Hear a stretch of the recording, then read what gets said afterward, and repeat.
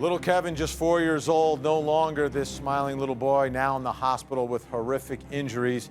His skin ripped from his face, his eye socket, cheekbone, jaw smashed. Hours of surgery undergone so far, years more to go.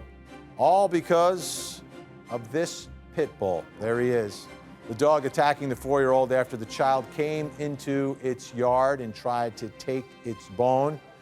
So here's the question. Who are people raising money for? Who are people trying to help here? Some have rushed to help Kevin, the little boy, raising $7,000 so far for his recovery. But apparently even more people rallying around the dog. A Save Mickey page on Facebook, 49,000 likes, and more than 50,000 people have signed an online petition to save the dog's life. And Mickey even has an attorney now dedicated to fighting for him. Richard Rosenthal, General Counsel for the Alexis Project, with me. Richard, you're an attorney, but you hired an attorney to represent Mickey here. First question, why? Well, first of all, that's not correct. We didn't hire an attorney. The law firm is working with the Alexis Project pro bono. Gotcha. Working pro bono. Okay, so you found him an attorney. So same question, though. Why? Because killing Mickey is not going to help the boy at all. The best comment on this issue was by the doctor right after it happened, where he said the dog was doing what dogs do. Unfortunately, the child was doing what children do. And the addendum to that is, unfortunately, the babysitter was not doing what responsible adults are supposed to be doing. This is not the dog's fault as much as it's the breakdown by the babysitter in taking care of her responsibilities. Okay, Richard, what do you think should happen to the dog? The owners have given up the dog, correct?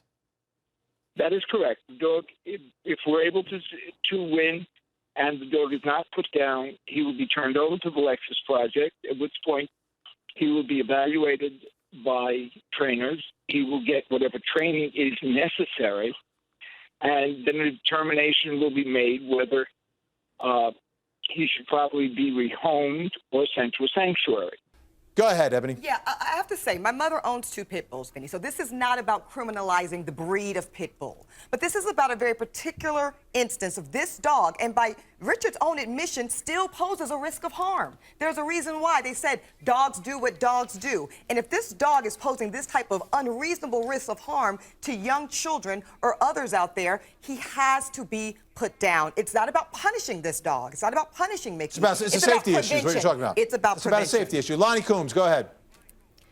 Yeah, I absolutely agree. Look, we're sitting here talking about this dog. This is not a referendum on pit bulls. It is a referendum on what happened in this case. And as Richard says, well, the child did what the child did, and kind of blaming the child for trying to take the dog or the babysitter. Look, that's normal behavior for a 4-year-old child to be curious, to go around and be looking at things and touching things. And then the dog reacts, and hey, that's what dogs do. Dogs do not just go out and maul children almost to death, cracking their eye socket, cracking their jawbone and their cheekbone. To say that, well, that's just what dogs do and that's okay, that's not okay. This dog should never, ever be around children or people in general. Again, it's just not safe.